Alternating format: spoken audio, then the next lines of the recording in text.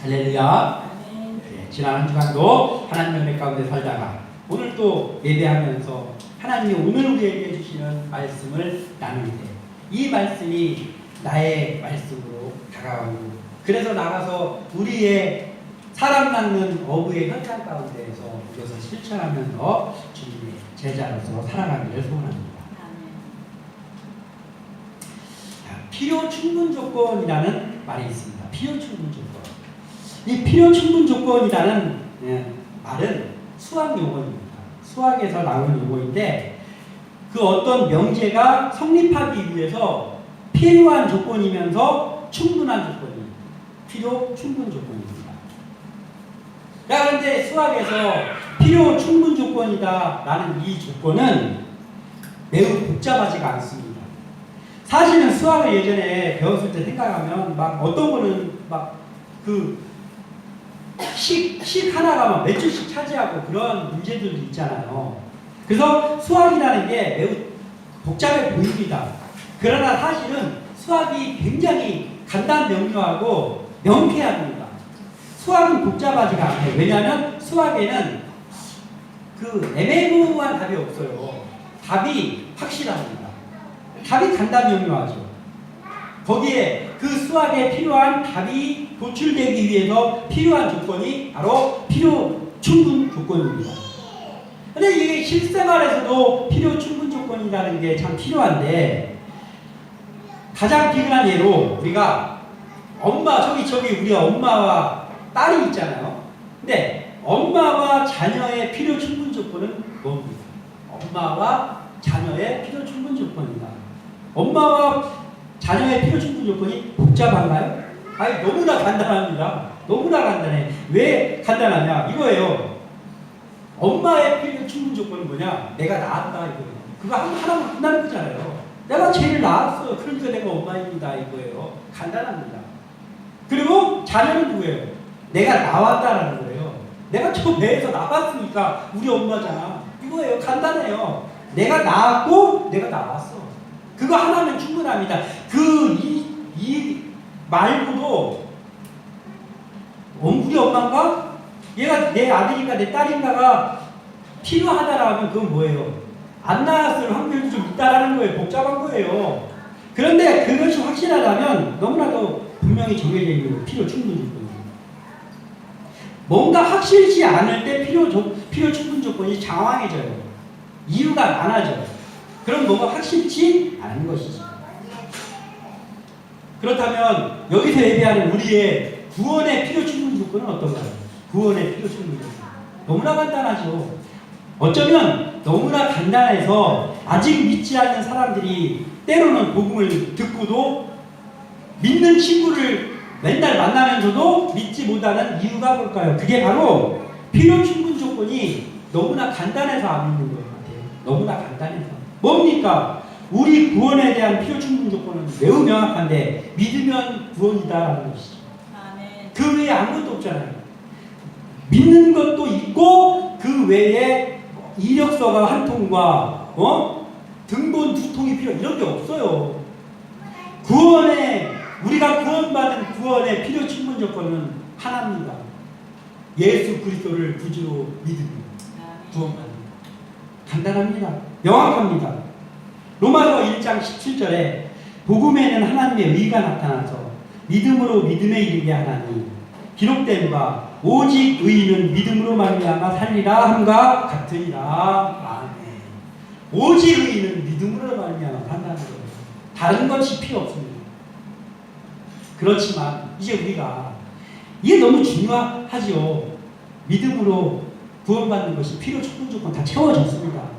그러니까 나는 이제 오늘 죽어도 구원받았고 이제 아이고 내가 하고 싶은 거 열심히 하고 내가 즐겁게 살다가 내가 언젠가 죽으면 천국 가는 거잖아. 이제 땡이네. 이거는 아니죠. 이게 아니란 말이에요.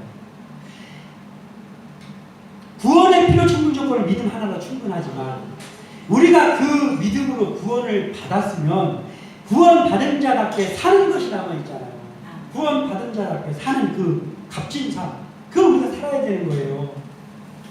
그래서 그 삶을 우리가 표현할 때 여러 가지 표현의 방법이 있지만 저는 구원받은 자답게 살아가는 존재를 명칭할 때 제가 좋아하는 명칭은 주님의 제자예요. 진짜.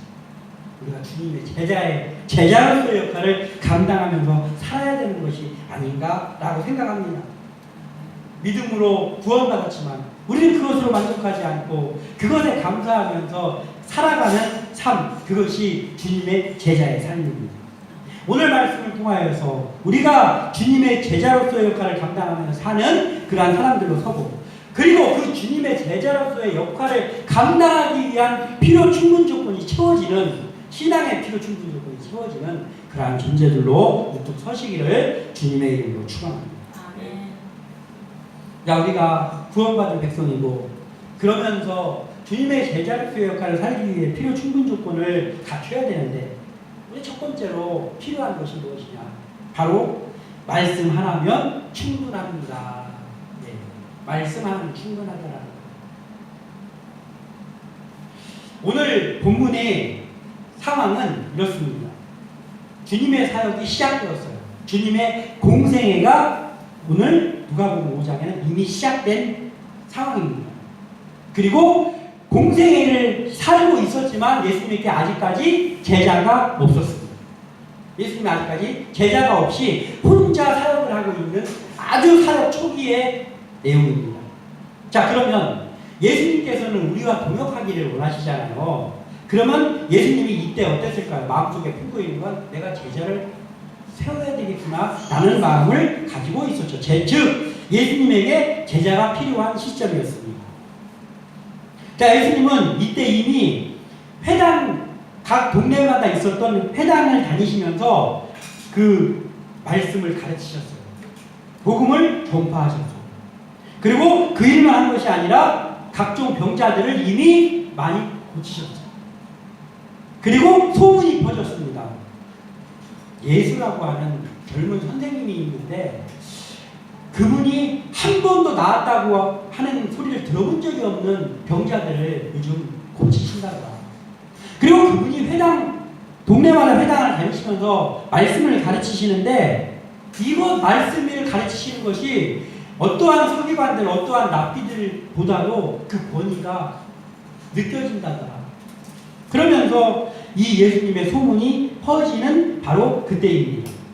그리고 그 사역을 감당하는 예수님이 장차 예수님의 제자 중에도 제자요, 예수님을 위해서 거꾸로 못 박혀 죽은 베드로, 그의 집에 이미 방문을 하셨어요.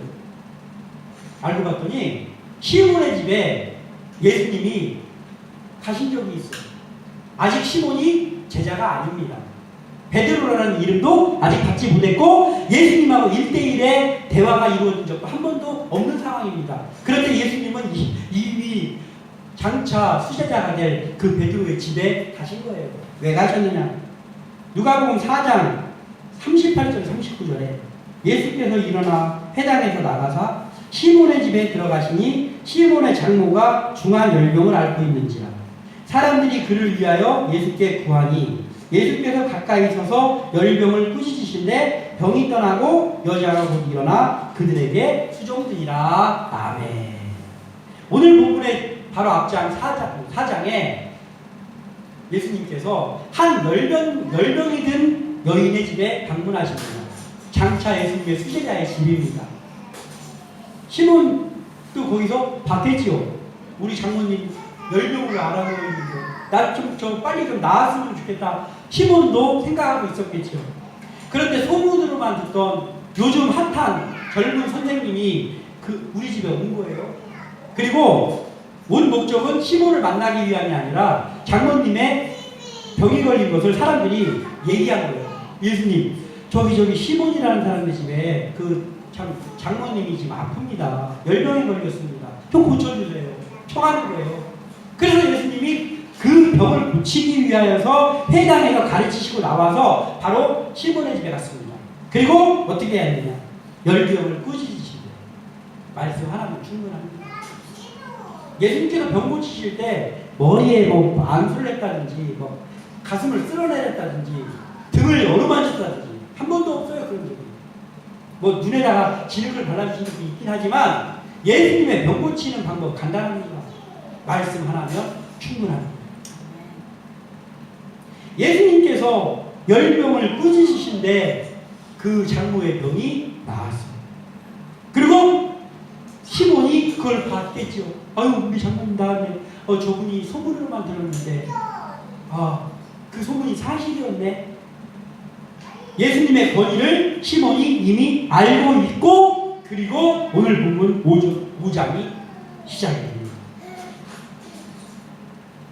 이 5장의 시작은 어부인 이 베드로가 고기를 잡았는데, 밤새도록 고기를 잡았는데 한 마리도 못 잡았어요.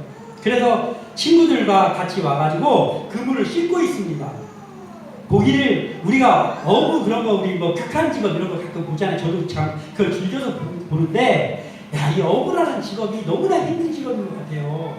그런데 그 어부가 보면은 특징이 있는데 뭐가 있냐면요, 고기가 많이 잡힌 날 와가지고 어망 씻고 막 이럴 때요, 그들의 표정이요 한결같습니다. 싱글벙글합니다. 힘든데 밤새도록 또는 며칠씩 바다에서 있었는데도 웃음을 웃으면서 막 웃음이 끊이지 않으면서 그물을 씻고 막 해요. 고기가 많이 잡혔을 때. 근데 반대의 상황이 있습니다. 며칠 고생하고 했는데 고기 한 마리도 못 잡고 막 뭐 엉뚱한 거 몇 마리 잡고 그럴 때 있잖아요. 그때는 그들의 얼굴 표정이 어둡습니다. 오늘 이 5장에 고기를 한 마리도 못 잡아서 실패하고 와서 지금 시몬이 친구들하고 같이 그물을 씻고 있습니다. 그물을 씻고 있는데, 힘없이 그물을 씻고 있는데, 저쪽에 보니까 그 어제 오셔가지고 우리 장모님의 병을 고쳐주셨던 그 선생님이 거기 서 계신 거예요. 그러니까 저 선생님이 왜 저기 서 계시지? 하는데 그 선생님이 자기에게 다가옵니다. 다가오시더니 3절에 같이 읽겠습니다. 3절 시작. 예수께서 한 배에 오르시니 그 배는 시몬의 배라. 육지에서 조금 떼기를 청하시고 앉으사 배에서 무리를 가르치시더니 아멘. 예수님이 뜨겁뜨겁 걸어오시는 거예요. 그러더니 베드로에게, 시몬아, 내가 네 배에 좀 타야 되겠다. 지금 말씀을 좀 이 사람들에게 가르쳐야 되는데 이 사람들이 자꾸 나한테 가까이 오니까 네가 좀 배를 좀 육지에서 이렇게 띄워주면 내가 배에서 여기 있는 무리들을 좀 말씀을 좀 전해야 되겠다. 괜찮겠느냐? 물어보시는 거예요. 원래는 지금 뭐 장난하는 거예요. 지금 나 지금 이거 안 보여 고기 한 마리도 못 잡고 이래야 되는데, 이 시몬은 뭐예요? 어제 자기네 집에 와서 장모님의 병을 고쳐주셨잖아요. 그러니까 예, 알겠습니다 하고 그물을 씻다 말고 배를 띄우는 거예요. 예수님이 거기서 한참 무리들에게 말씀을 가르쳤습니다. 그리고 이제 말씀 가르치는 일이 끝났습니다. 바로 이때가 처음으로 수제자 베드로가 예수님의 제자를 컨택하는 역사적인 순간이 누가복음 5장 4절입니다. 같이 읽겠습니다. 시작. 말씀을 마치시고 시몬에게 이르시되 깊은 데로 가서 그물을 내려 고기를 잡으라. 아멘. 예수님이 말씀을 가르치신 다음에 다시 배를 대려고 하는 시몬에게 말씀하신 거예요. 예수님이 시몬에게 1대1로 던진 첫 번째 말은 매우 황당한 말이었습니다. 매우 황당한 말이었어요. 자, 예수님이, 시몬아, 내가 고기 잡는 법을 조금 알거든. 내가 어디서 좀 들은 게 있는데 오늘 고기 못 잡았으니까 가서 다시 한번 그걸 내가 비법 알려줄 테니까 그거 한번 해봐라. 한다든지, 아니면 고기를 못 잡아서 고기도 못 잡았는데 내가 배까지 청해가지고 좀 힘들었지. 그러면서 주머니에서 돈을 좀 꺼내가지고 베드로야, 이거로 가서 좀 가족들 좀 뭐 좀 맛있는 거 좀 가져가서 줘라. 내가 이거밖에 없다. 이게 아니었어요. 위로한다. 이런 게 아니었어요. 뭐라고요? 깊은 데로 가서 그물을 먼저 고기를 잡으래요. 이거 순종할 수 있겠습니까? 여기 한번 생각해봐요. 내가 그 사람 지금 시몬이다 그러면 순종할 수 있겠습니까? 욕을 안 하면 다행이지. 욕을 안 하면. 이게 예수님이 시몬에게 던진 첫 번째 말씀입니다. 예수님의 입에서 나오는 말은 그냥 사사로운 말이 아니죠. 그 한마디 한마디가 말씀입니다. 예수님이 야 깊은 데로 가서 그물을 내려, 그물을 내려라도 아니고 그물을 내려 고기를 잡으라 명령입니다. 예수님의 명령이 베드로에게 주어졌어요. 어부로 잡혀가고 있는 고기 잡는 데 전문가입니다. 이 시몬에게 있어서 이 말은 선뜻 받아들이기 힘든 말씀이었어요. 그런데 베드로는 결국은 우리가 다 결과를 알고 있잖아요. 베드로는 수제자가 됐어요. 이 바로 다음 절 때문에 베드로는 수제자가 됐습니다. 5절이 있습니다. 시작. 시몬이 대답하여 이르되 선생님 우리들이 밤이 새도록 수고하였을 때 잡은 것이 없지만은 말씀에 의지하여 내가 그물을 내리리까 하고. 아멘. 바로 이 한마디 때문에 베드로는 예수님의 수제자가 됐습니다. 말씀에 의지하여. 당신의 말씀에 의지하여 한번 해보겠습니다. 말씀에 순종했습니다. 이 한마디가 베드로가 예수님의 수제자가 되기 위한 필요 충분 조건이 완벽하게 채워지는 순간입니다. 우리에게도 이런 순간이 이미 있었기도 하고 있기를 소원합니다. 5절에 말씀에 의지하여. 고기잡이로서는 앞뒤가 맞지 않는 말씀인데 말씀에, 당신의 말씀에 의지하여. 이것이 바로 제자의 필요 충분 조건이란 말이죠. 우리에게도 말씀이 주어질 때가 있잖아요. 기도하고 이렇게 하다 보면 말씀이 주어질 때가 있어요. 때로는 꿈을 꾸어서라도 말씀이 주어질 때가 있습니다. 이 말씀이 주어지는데, 그런데 말씀이 우리에게 주어졌음에도 불구하고 순종하기 힘들 때도 참 많은 것 같아요. 말씀은 이미 주어졌는데 순종하기 힘든 때가 있죠. 오늘 이 시몬과 같은 때입니다. 분명히 나에게 말씀이 주어졌는데 말씀을 순종하지 못할 것 같은 그런 때가 있어요. 그 이유가 뭡니까? 우리에게 말씀이 주어졌는데도 말씀에 순종하지 못하는 이유가 뭐예요? 딱 하나잖아요. 충분하지 않아서 그래요. 뭐가 충분하지 않아요? 이 말씀 하나면 충분할 것 같지 않은 마음이 내 마음속에 있단 말이에요.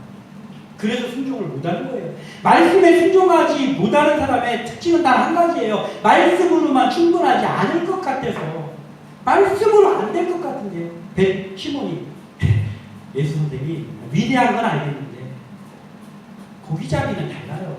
고기잡이는 주님의 말씀으로 다릅니다.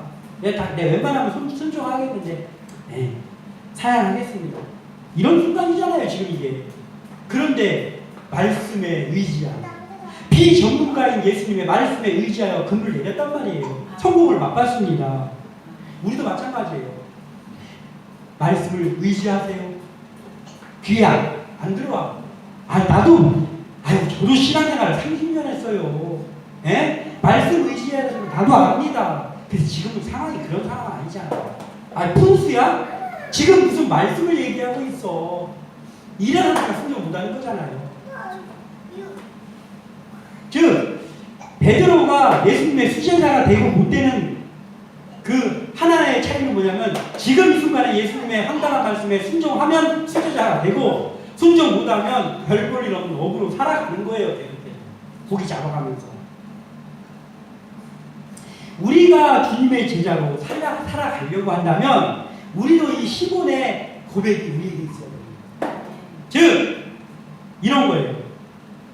우리가 밤새도록 잡았는데 못 잡았지만 말씀에 의지하여 내리겠습니다 한 것처럼, 말씀이 저에게 주어지는데 그렇지만 내 상황이 좀 이렇지만, 내 상황이 이 말씀대로 해서 될 것 같지 않은 상황이지만, 이미 상황 끝난 상황이지만 그래도 한번 말씀에 의지해서 해보겠습니다. 이것이 제자의 조건이란 말이죠. 나에게 여전히 말씀 외에도 다른 조건이 좀 필요해 보인다고 하면, 그러면 우리는 믿음으로 구원받는다고 했으니까 이미 구원받았지요? 신자입니다. 확실합니다. 그런데 제자는 아니죠. 예, 믿음으로 구원받은 신자는 확실하지만 아직도 말씀 외에 우리가 또 다른 것이 필요해 보이면 말씀이 나에게 주어져도 저도 말씀에 순종하는 건 아는데 지금은 그런 때가 아니지요라고 한다면 나는 아직 제자는 아니란 말이에요. 이거 우리가 명심해야 되는 것입니다. 말씀 하나로 충분해 보이지 않는 것은 왜 그러느냐? 말씀은 황당해 보이고 그리고 말씀과 내 상황은 멀어 보이고 그래서 순종을 못하는 거예요. 베드로 같은 상황입니다. 그러나 베드로는 이 순간에 어떻게 했다고요? 순종했어요. 말씀 하나면 충분했어요. 당신의 말씀에 의지하여 해보겠습니다. 그리고 놀라운 체험을 했죠. 그리고 수제자가 됐습니다. 또 다른 게 필요했나요? 베드로에게? 아무것도 필요 없어요. 그 말씀에 한마디 순종한 거. 그게 베드로의 인생을 바꿔놨습니다. 우리의 인생도 특별한 걸로 바꿔지는 거 아니에요. 베드로와 같은 순종으로 바꿔지는 거예요. 그래서 우리는 우리의 마음속에 이 말씀을 지금 듣고 있는 우리의 마음도 말씀 하나는 충분한 마음으로 말씀에 열려있는 마음 되시기를 주님의 이름으로 축원합니다. 아멘. 그리고 우리에게 말씀 하나가 충분하면서 또 그 뒤를 이어서 와야 되는 것이 있는데 뭐냐면 순종만 하면 충분하다라는 거예요. 뭐의 순종? 말씀에 순종만 하면 충분하다라는 겁니다. 이게 우리 신앙의 필요 충분 조건입니다. 우리가 제자가 되는 필요 충분 조건이 바로 이겁니다. 자, 밤새 고기를 잡지 못했던 이 시몬이 많은 고기를 잡았잖아요. 이 많은 고기를 잡게 된 이유는 무엇일까요? 바로 예수님의 말씀에 순종해서잖아요.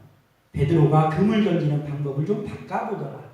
베드로가 조금 더 큰 배를 타고 한 번 다시 나가보더라. 이게 아니잖아요. 뭐예요?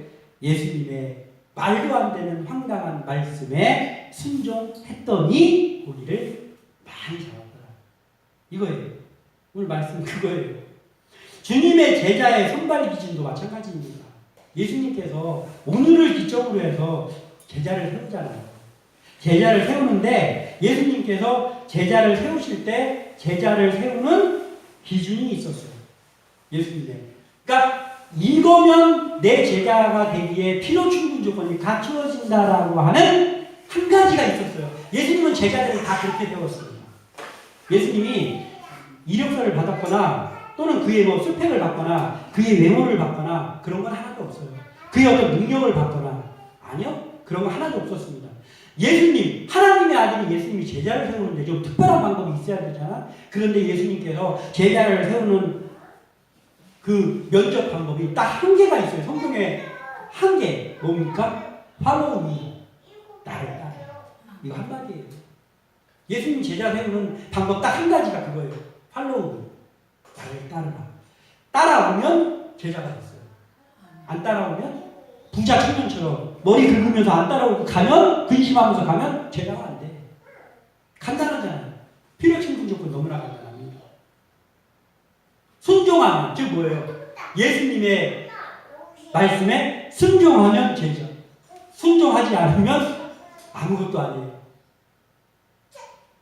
주님이 제자를 선발하실 때 오늘도 마찬가지예요. 여기에서 4명이 제자로 선택이 됩니다. 베드로, 안드레, 야고보, 요한입니다. 이 4명이 오늘 드디어 주님의 제자가 되는데 이 주님의 제자가 될 때 면접 딱 하나 봤어요. 나를 따르라. 거기에 따라갔습니다. 이 4명이. 그랬더니 최측근 제자가 됐어요. 11절을 읽어보겠습니다. 시작. 그들이 배들을 육지에 내고 모든 것을 버려두고 예수를 따르니라. 아멘. 이거 예수를 따랐더니 그들이 어떻게 됐어요? 12제자가 돼서 계속 따라다니는 거예요. 순종만 하면 충분하지 않습니까? 충분합니다. 말씀은 그렇게 말하고 있습니다. 말씀에 순종만 하면 충분하다. 그런데 우리는 어떻습니까? 자꾸 뭘 다른 걸 찾으려고 해요. 그거 갖고 충분할 리가 없어. 믿음으로 구원받는 거 그거 한 개로 충분할 리가 없어 보이니까 안 하는 거잖아요. 그런데 말씀은 분명히 우리에게 던져줍니다. 순종하면 된다.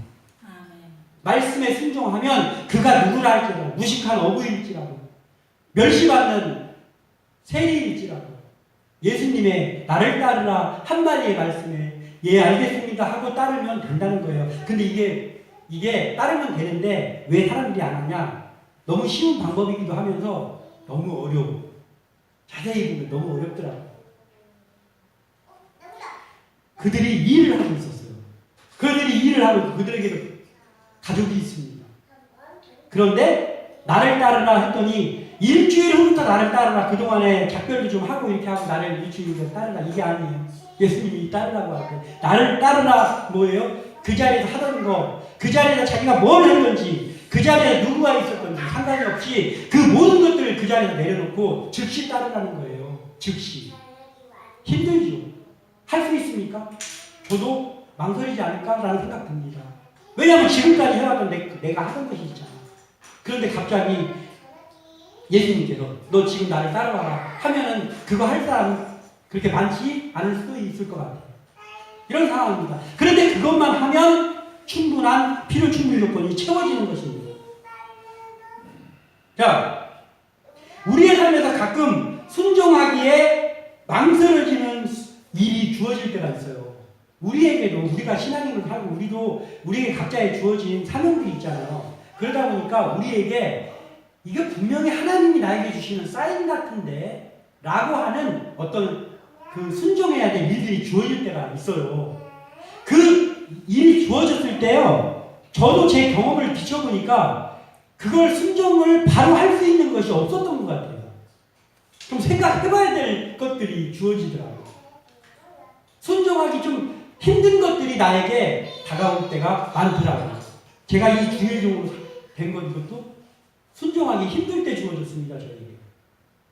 네? 지금까지 40년이 넘도록 그냥 살았는데 갑자기 주일종이 이게 갑자기 예 하면서 예 알겠습니다 하면서 신학교로 지금 즉시 달려가겠습니다. 잘 안 되는 상황에서 저한테도 하나님께서 말씀을 팔로우미를 했거든요. 제가 묵사가 돼 있어요. 너무나 감사해요. 그 즉시 순종했습니다. 그랬더니 아무것도 없어. 빈털터리 세상 말로 웃기는 말로 개털이야. 근데 목사가 됐습니다. 제가 목사가 됐으니까 하나님이 만들어주셨지. 다 마찬가지예요. 순종을 하면 하나님께서는 순종하기 어려운 일을 주시기도 하지만 그 순종하기 어려운 일에 순종을 하기만 하면 책임져 주시고 그리고 우리가 대단해지는 게 아니라 그걸 할 수 있는 힘을 하나님이 주시죠. 시몬이 밤새도록 고기를 못 잡았는데 황당한 예수님의 말씀에 순종을 했더니 그 예수님의 말씀에 순종한 것 때문에 고기를 배가 가라앉도록 주셨다. 베드로가 대단해진 게 아니고 예수님의 말씀 때문이에요. 거기 순종했기 때문입니다. 우리에게도 이러한 순간들이 많이 다가오죠. 그럴 때 우리도 이 지금의 베드로와 같은 시몬과 같은 순종이 우리에게 필요하다는 것이죠. 하나님은 얼마나 순종이라는 것을 좋아하시는지를 말씀을 통해서 이렇게 말씀하십니다. 사무엘상 15장 22절에 순종이 제사보다 낫고 듣는 것이 순양의 기름보다 나으니 아멘. 자, 하나님께서 우리가 하는 모든 행동 중에서 가장 즐거워하시는 일이 예배입니다. 제사, 예배입니다. 그런데 하나님께서 예배보다 더 중요한 것이 알고 봤더니 있어요. 나 그럼 속은 거야? 나는 예배를 하나님 제일 중요하게 생각한다. 예배가 맞죠. 그런데 그 예배가 그냥 예배가 아니더라고요. 뭐냐면 순종의 예배입니다. 순종의 예배. 먼저 순종하고 드리는 그 예배를 하나님께서 너무나도 기뻐한다는 거예요. 순종하는 것을 예배보다 더 기뻐하신대요. 그러니 우리가 해야 될 게, 우리가 채워야 될 필요 충분 조건이 뭐입니까? 순종만 하면 충분하다 이거예요. 뭐에? 말씀에. 하나님의 말씀에 순종만 하면 충분합니다. 주님의 제자가 되기 위해 충분합니다. 시몬이 말씀에 순종했을 때 많은 고기를 잡게 됐어요. 그렇지만 고기 많이 자꾸 이게 중요한 게 아니라 순종할 수 없는 그 예수님의 입에서 나온 말씀에 시몬이 순종했다는 거예요. 이게 중요한 거예요. 그래서 오늘 시몬이 예수님의 1호 제자가 됐습니다. 자, 오늘 살아가는 우리 이 시대에 누가 주님의 제자입니까? 누가 주님의 제자입니까? 연조수가 몇 년 이상 채워진 사람? 헌금을 얼마 한 사람? 말씀 공부를 얼마만큼 한 사람? 그 사람이 주님의 제자입니까? 아니. 그래. 얘기 잘했네요, 목사님. 그럼 주님의 제자가 뭐가 주님의 제자입니까? 주님이 제자를 인정해줘야 주님이 제자지. 넌 이제부터 나의 제자야. 예수님이 그렇게 말씀하셔야 주님의 제자인 거잖아요. 주님이 제자라고 안 하는데 나 혼자 나 주님의 제자야. 그럼 주님의 제자가 아니잖아요. 주님의 제자로 예수님께서 인정해줘야 주님의 제자입니다. 그러면 주님의 제자로 누구를 인정합니까? 예수님이 예수님의 말씀에 순종하는 사람을 주님의 제자로 인정합니다. 팔로우미라는 예수님의 나를 따르라는 말에 순종하는 그 사람을 예수님은 제자로 인정해 주신다. 뭐가 얼마만큼 있고 그게 아니고 예수님의 말씀에 순종할 때 너는 이제부터 나의 제자다라고 하는 거예요. 하나님은 순종을 다루어 보실 때, 우리의 순종을 다뤄보실 때가 있어요. 이 사람이 나를 순종하는지 안 순종하는지 다뤄볼 때가 있잖아요. 믿음의 조상 아브라함도 그 전까지는 믿음의 조상이라는 수식어가 안 붙었는데 그 수식어가 언제부터 붙었냐면은 100세에 얻었던 이삭을 하나님의 말씀에 순종해서 모리아 산에서 드렸습니다. 그때부터 믿음의 조상이에요. 뭐예요? 하나님께서 순종을 다뤄보셨어요. 우리에게도 순종을 다뤄보시는 순간이 있어요. 내가 도저히 순종하기 힘든 어떤 순간이 있는데 내가 지금 상황이 매우 좋지 않고 내가 지금 이거 순종하면 내가 오히려 망할 것 같고 그럴 때 내 마음속에 거룩한 부담감을 주실 때가 있다고. 너 이거 해야 된다, 순종해야 된다라고 하면서 순종해야 될 어떤 것을 주실 때가 있단 말이에요. 그것이 나에게 느껴지거나 이유 불문하고 순종해야 됩니다. 그래야 내가 주님의 제자가 되는 거예요. 오늘 시몬이 그래서 주님의 제자가 됐습니다. 시몬에게 요구하셨던 주님의 말씀이 사실 순종하기 쉽지 않았지만 순종했잖아요. 그래서 우리도 역시 담아야 될 말이 뭐냐면 오늘 시몬이 했던 말, 그 말. 말씀에 의지하라. 내가 조건이 어쩌든 지금 상황이 어쨌든 내가 지금 몸이 체력이 따르지 않던 내가 지금 어떤 것이 부족하던 이미 상황 종료가 됐던 그거와 상관없이 하나님께서 나에게 어떤 사인을 주시면 내 마음속에 어떤 부담감을 주시면 지금 상황으로는 이게 맞지 않는 것 같은데 분명히 이거는 주님의 음성인 게 확실한 것 같습니다 라고 느껴지거나 그러면 우리는 말씀에 의지하여 해보겠습니다 해야 됩니다. 순종. 그러면 그 순종 하나면 충분합니다. 자, 그런데 말씀을 의지하려면 한 가지 삶과 같은 우리를 가로막고 있는 게 있는데 그게 뭐냐면요. 이성이라는 것이 우리를 가로막고 있는 거죠. 이성을 넘어서야 말씀에 순종할 수 있어요. 이성, 뭐예요? 이성이 뭐예요? 내 생각이잖아요. 내 생각, 그리고 이치에 맞는가, 맞지 않는가. 지금까지 그 일이 어떻게 되었던가, 이게 나를 가로막고 있으면요, 그러면 잘 순종이 안 된다. 말씀을 의지하고 순종하려면 반드시 넘어야 될 삶이 있는데 그것은 이성이라는 삶이에요. 내 생각. 지금까지 어떤 룰, 이런 것들 다 깨트려야 말씀에 순종할 수 있어요. 우리의 이성을 넘어서지 않고는 말씀에 결코 순종할 수 없습니다. 그거 안 돼요. 안 되는 거예요. 그거 몰라서 하는 소리야. 이게 된단 말이에요. 그런데 순종이라는 거. 말씀의 순종이라는 건 그 이성을 넘어서야만 말씀에 순종할 수 있어요. 이성을 넘어서야만 황당한 하나님의 말씀이 될 것처럼 느껴집니다. 그러야만 우리에게 생기려면 어떻게 해야 됩니까? 하나님만 바라봐야 돼요. 하나님만 바라볼 때 그게 가능하다라는 거예요. 그 증거가 성경에 있습니다. 마태복음 14장 29절에서 30절에 오라 하시니 베드로가 배에서 내려 물 위로 걸어서 예수께로 가되 바람을 보고 무서워 빠져가는지라 소리질러 이르되 주여 나를 구원하소서. 아멘. 바다를 걸어서 오시는 예수님에게 베드로가 저도 좀 걷게 해주세요 했더니 와라 했더니 베드로가 예수님만 바라보면서 물 위를 걷습니다. 몇 발짝을 걸었나는 모르겠지만 물 위를 걸었어요. 그런데 갑자기 예수님만 바라보던 시선이 갑자기 파도가 보이면서 바로 빠졌어요. 그래서 주여 나를 구원해 주셔서 한 거잖아요. 이런 거예요. 이런 거. 예수님만 바라보는 사람에게는 황당한 바다를 걸어오라라는 황당한 말씀도 말씀에 의지하여 할 수 있단 말이에요. 그런데 내 주위를 바라보고 내 이성에 눈이 띄어지는 순간 바닷속으로 금방 빠져들어간다. 그래서 우리는 내 이성을 넘어서서 말씀에 순종하는 사람이 되기를 소원합니다. 그래야 그냥 성도가 아니고 제자가 되는 거예요. 그래야 제자가 됩니다. 예수님만 바라보면 이성을 넘어서 말씀에 순종할 수 있어요. 그렇지만 현실을 바라보면 결코 말씀에 순종할 수 없습니다. 이것을 우리가 명심하고 오직 말씀에 의지하여 순종만 하는 우리 모두 되시기를 소원합니다. 자, 말씀 하나면 충분하고 그리고 순종만 하는 사람이 됐습니다. 그러면 한 가지 우리가 더 살펴봐야 될 게 있는데, 그럼 왜 하나님이 이렇게 일하실까? 왜 이런 걸 가지고 필요 충분 조건으로 세워놓으셨을까? 바로 하나님의 성품은 약한 자를 강하게 하시는 분이기 때문에 그렇다는 거예요. 약한 자를 강하게. 예수님은 강한 자를 쓰신 적이 단 한 번도 없습니다. 예수님이 강한 자 쓰셨는데 여기 있습니다 하고, 목사님 여기 있습니다 하고 다음 주까지 찾아오는 사람이 있으면 제가 선물 드릴게요. 그거 없어요. 하나님은 단 한 번도 강한 자를 쓰신 적이 없습니다. 근데 우리는 자꾸 강한 자를 쓸 것처럼 생각하는 것 뿐이에요. 성경을 아무리 뒤져봐도 하나님이 강한 자를 쓰셨다는 말이 그 어디에도 없습니다. 다 약한 자를 강하게 쓰셨습니다. 이게 하나님의 방법입니다. 이 정도 되면. 하나님 앞에서 우리가 모두 약한 존재잖아요. 사람은 딱 두 종류만 있습니다.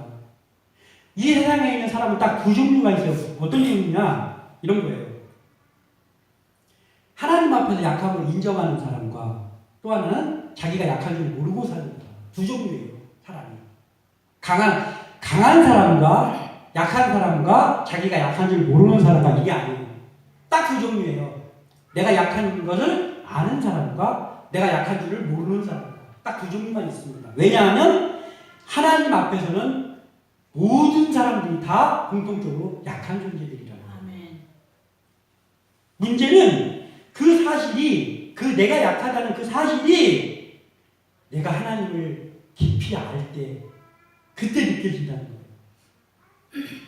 내가 좀 그럴싸한 사람을 보이고 사람들이 나를 뭐라고 그러는지 알아? 이런 말들을 한다라고 하면 자기가 약한 줄 모르는 거잖아요. 왜 그런 말 합니까?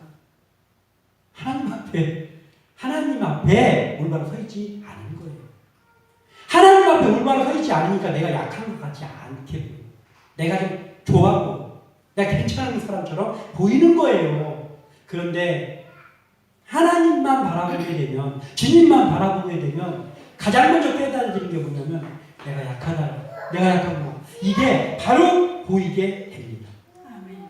하나님은 약한 자를 강하게 하신다는 말이 맞아요. 그런데 더 정확히 말하자면 뭐냐면 이런 거예요. 하나님께서는 약하다고 고백하는 자를 강하게 하신다.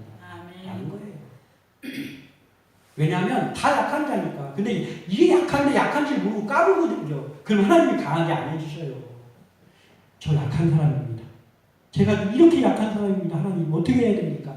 고백하는 사람에게 하나님께서 강하게 해주시는 거예요. 즉 하나님만 의지하는 자에게 그를 강하게 해주시는 거예요. 예수님의 말씀에 순종하여 주님의 능력을 보게 된 시몬이 드디어 주님의 능력을 봤잖아요. 황당한 말씀인데 순종하고 나더니 막 고기를 엄청 잡아가지고 동업자들까지 다 불러가지고 막 고기 막 실어갖고 왔잖아요. 그리고 나서 시몬이 가장 먼저 했던 일이 무엇이냐? 8절에 있습니다. 시몬 베드로가 이를 보고 예수의 무릎 아래에 엎드려 이르되 주여 나를 떠나소서 나는 죄인으로소이다 하니. 아멘. 이 뭐야? 자기의 약함을 예수님 앞에 드디어 시인했습니다. 우리는 보통 이렇습니다. 예수님을 막 강하게 만났다고 하면서 예수님 내가 이제 옛날에 죄가 아닙니다 하면서 저를 좀 써주세요 하면서 막 뭐라도 할 것처럼 막 태산이라도 할 것처럼 하는 게 보통 사람들입니다. 베드로는 지금 이제 이 능력까지 봤으니까 예수님 저도 예수님 죄를 좀 만들어주세요가 세상 우리가 하고 있는 것 하고 보자면 그렇게 해야 맞잖아요. 근데 시몬이 어떻게 했냐면요. 아, 이분이 정말 대단한 분이구나. 이분 내가 생각하는 것 이상으로 대단한 분이구나. 어쩌면 이분이 구원자이겠구나. 라는 걸 느끼는 그 순간에 예수님 앞에 엎드려서 저는 죄인이니까 저를 좀 떠나주세요. 겸손이 묻어있는 말이 아닙니다. 저를 떠나주세요. 예수님 진짜 나 떠나주세요가 아니에요. 저는 죄인입니다. 저는 약한 사람입니다. 어찌 저 같은 사람에게 예수님이 오셨습니까? 이 말이에요. 베드로가 그 고백을 했습니다. 죄인임을 고백하고 약함을 인정하는 자에게 하나님은 드디어 강함을 주십니다. 말씀에 의지하여 순종함으로 신앙의 필요 충분 조건이 충족된 이 시몬은 곧바로 예수님께 자기가 죄인임을 고백했잖아요. 즉 약함을 시인했잖아요.